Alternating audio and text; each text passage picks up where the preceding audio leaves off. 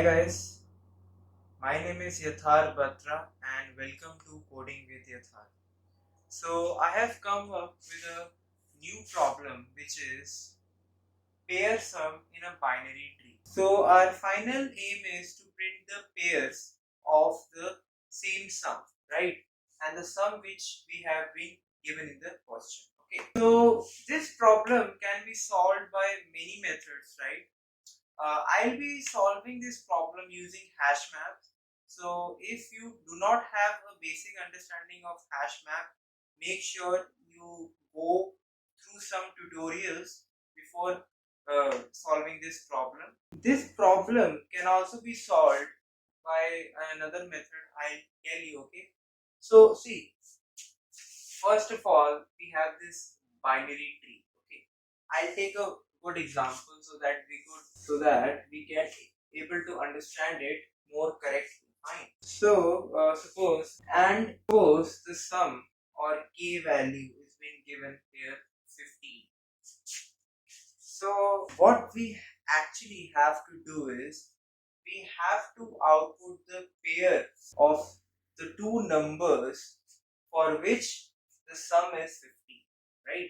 So the output should be here exactly what it should be 6 and 9. So 6 and 9. Okay. Then what is the another pair we have here, and that is 10 or 50. 5. So actually we have got these two pairs and we have to print it. Now the orders does not really matter that first you output 10 5 or you output 6 9. It does not matter. But one small change is that when I was solving this problem, the problem pre-requested was that you have to print the smaller number first. So it is not a big deal. You can print the smaller number if you have got the pair. So I'll just do 5. So it again depends upon your question, that what type of question is that and what is its requirement. But the basic approach of the problem will remain same. Okay. The link to the source code of this problem is in the description box. So after the explanation, you can check to verify your implementation. Fine. So now let's see what can we do. That okay, we have to basically print the pairs which calculate to 15. Okay. One basic naive approach which can be used is that what you can do, you can traverse in any order and then look for what? Then look for k minus root data, or we can say k minus node data to be precise. So 15 is this, k is 15 minus 5. So in this whole tree we have to look for 10. If we got 10, then we have to print the pair. Okay. Then we'll come to this. But there is a kind of, we can say we will face a problem in this, that we do not have to repeat the pairs. For example, if we have got 5 10, we should not repeat the pairs again 5 10, because if we are doing a naive approach, a basic approach we are applying, so then again this 5, when we are at this 5 node, we will search for 10. Yes, we got 10, we'll print 5 10. But now we will be on 10 and then we will search for 5. Yes, we got 5 and then again we'll print 5 10. So we do not have to repeat it. So what we have to do is that either we have to modify this.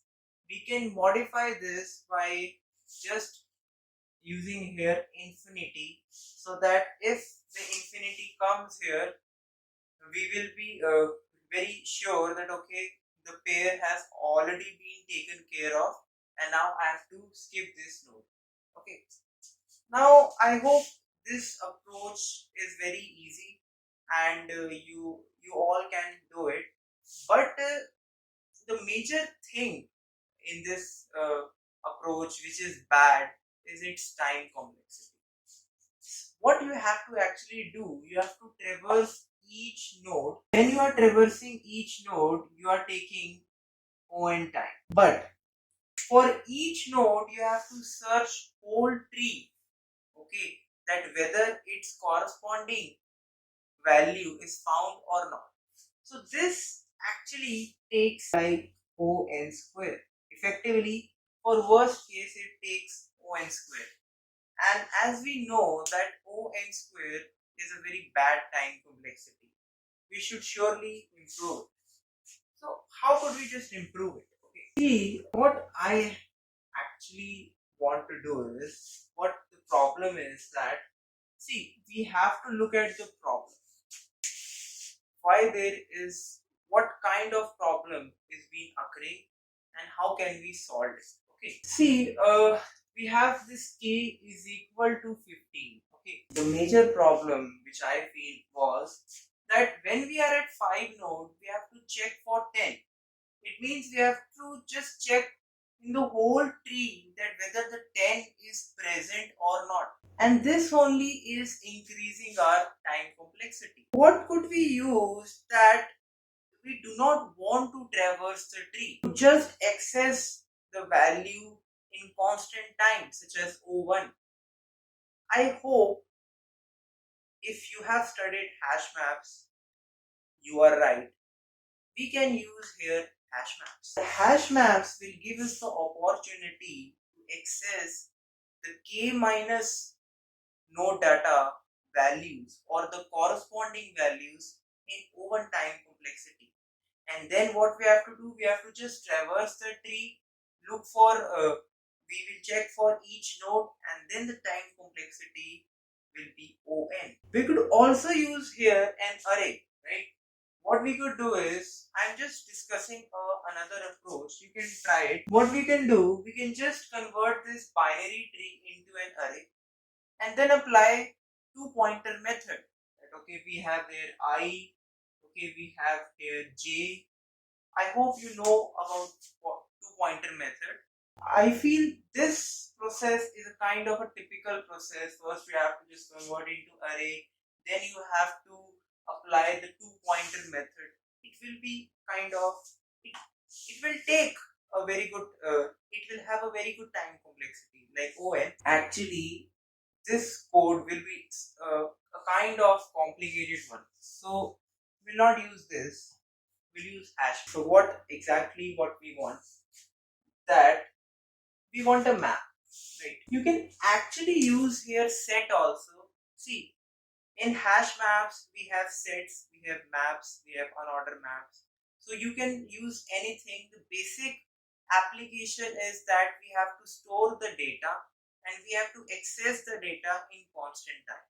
Okay, and we can. Okay, so here it is. Fine. Suppose I'm taking a map, and as we know that in map the time complexity to access a data is O1, which is what we want, right? Okay. Now suppose we have 5 here. First we'll see that whether k minus no data, which is actually what, 50 minus 5, 10.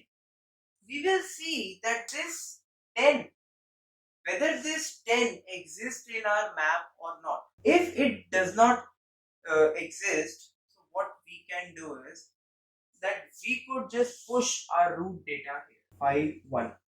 Here I am using an unordered or an ordered map along with their frequency, right? Right, here is the kind of value, a key, and here we have value. So the value is basically what it corresponds to the frequency of the number occurred. Okay, so we have stored this 5 as 1, and then we'll move to another node.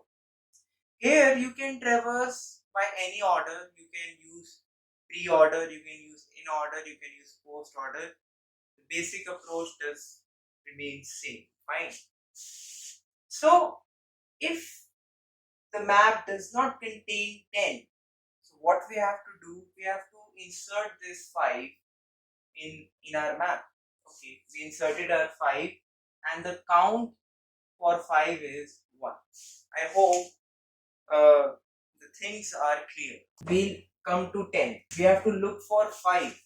Wow. 15 minus 10. We have to look for 5 in our map. Oh yes, we found 5 in our map. What we'll do, that we'll print it. Okay, we'll just print the kind of data here. So I hope that you know that how to print it here. If we got the element in our hash map, so we can access it easily. Okay, and we have the no data, we have the other corresponding value, so the printing would be very easy, right? Okay, but after this we should just decrement the count to 0. I hope I'm clear with this, that so that uh, that could be a check, okay, that okay, if the count is not equal to 0, then only it is in the hash map. Okay, then only the elements are present, or the elements are present in the binary tree. See, let's understand again that okay, how we are using our hash maps. If the frequency would be not equal to 0, it means that that node or that value is present in a binary tree, and we have inserted that value or that node in the hash map. I'm especially talking about what data. Okay, we are not pushing nodes here because I have made a map of pair of integers. So I hope you have got my point. Okay, now we'll just move to 10. Okay, we have moved to 10 and we will print the pair. So I'm writing here the output, which is 5 and 10. I hope this is clear. Then we'll move to 2. Okay, now 2, we have to again check 15 minus 5, 2, sorry, is 13. See whether 13 is in the map or not. No, it's not in the map.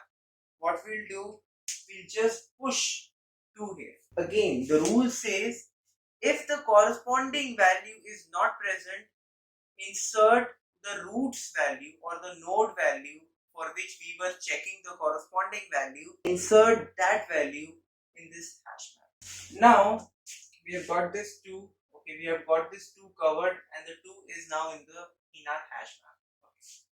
Now we'll come to 3. Okay, so 50 minus 3 is actually 12. Let's see whether this 12 is present in the hash map or not. Oh, it's not present. So what we'll do is we'll just push 3 in the hash map. Now we are at 9. Now we'll see 15 minus 9 is 6. We'll see for 6. Oh, 6 is also not present in the hash maps. So we have to push 9. We'll push 9. Now we'll just as I am doing pre-order traversal. So first I handle root, then I just went to left, and now I will be moving to right. So I've got this 6 here. Now I'll see for 15 minus 6, which is 9. I'll see whether 9 is present or not. Yeah, 9 is present. I